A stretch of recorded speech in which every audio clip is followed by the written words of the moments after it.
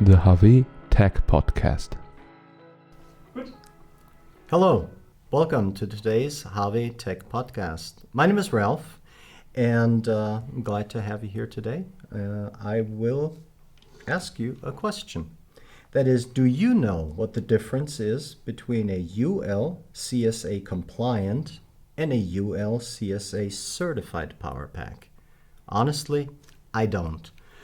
And since I don't want to waste your time, I have invited a colleague of mine, Doğan, who is the product manager for HAWE Hydraulics, and he is going to explain to us a little bit more about this topic. So first of all, glad to have you, Doğan.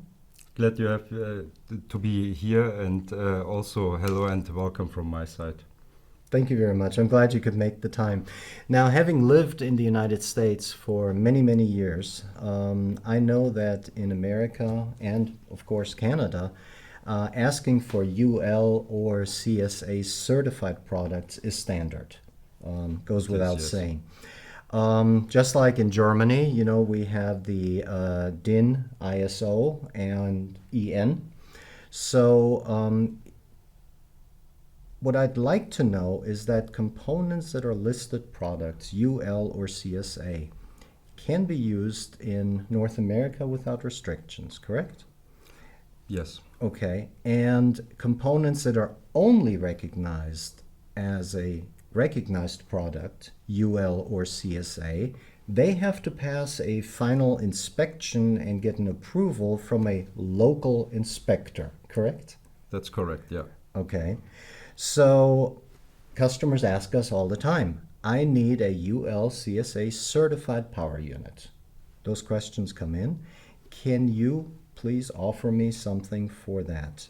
How do we reply to that request? Yeah, in this case, it is always important to know which kind of power unit will be used. And as you know, Ralph, in our product portfolio, we have two different designs of power packs. Mm-hmm. Those with oil immersed motor and those with, well, let me say, conventional power packs with an external air-cooled motor. And regarding to UL, it makes a difference. Okay. Now, I knew that we have different designs of these power units, but that there is a difference in UL certifications, that I wasn't aware of. Can you explain that difference, why that is? Yes, sure, but before doing that, I want to say some words to UL and CSA in general. Yeah, please. UL and CSA standards regulate many aspects, but the main focus is on work safety, fire protection, and the protection of electrical shock. Okay, all important. Of course, yeah. Regarding to our power units, that this means that we have to make ensure, or it has to be ensured that there come no danger from them, or arise no danger from them. And the greatest danger of from our power packs can come from electrical parts like the motor or easily flammable plastic parts. Okay. Interesting.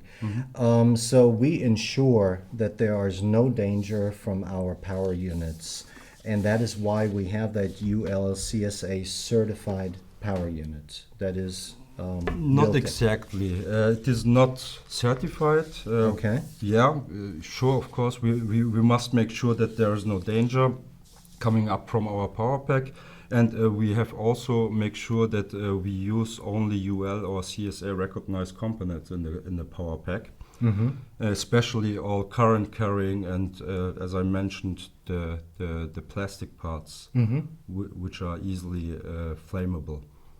Okay, so if we use UL CSA listed parts in a power unit, then we do have a UL CSA certified product?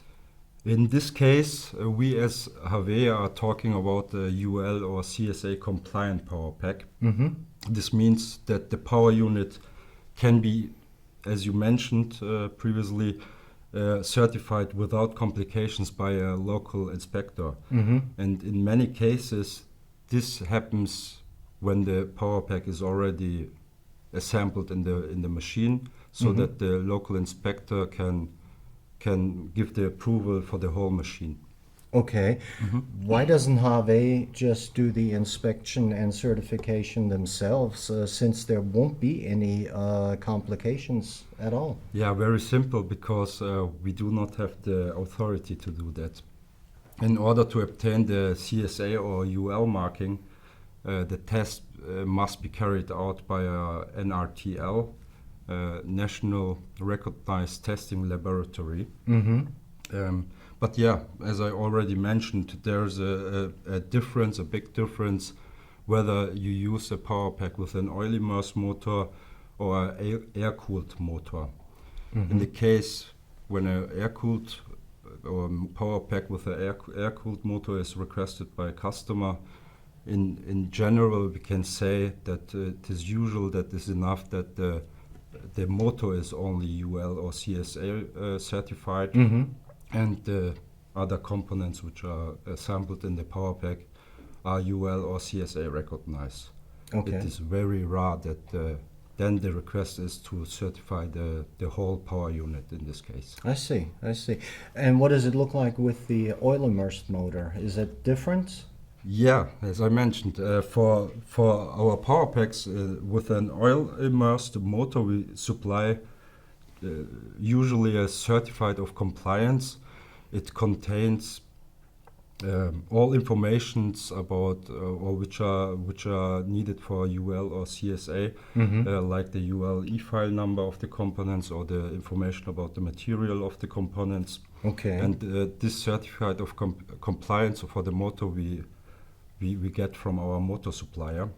And yeah, in our power packs with oil immersed motor, we use only UL and CSA recognized components in.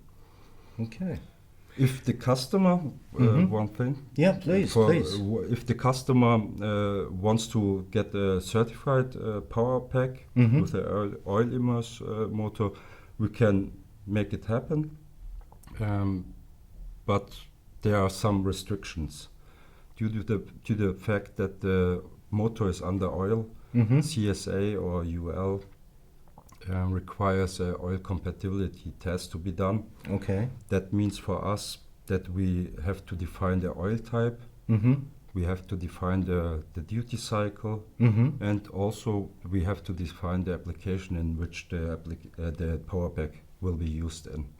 And then the certification is only valid for this defined conditions. Okay, makes sense. Quite specific. Yeah, it is.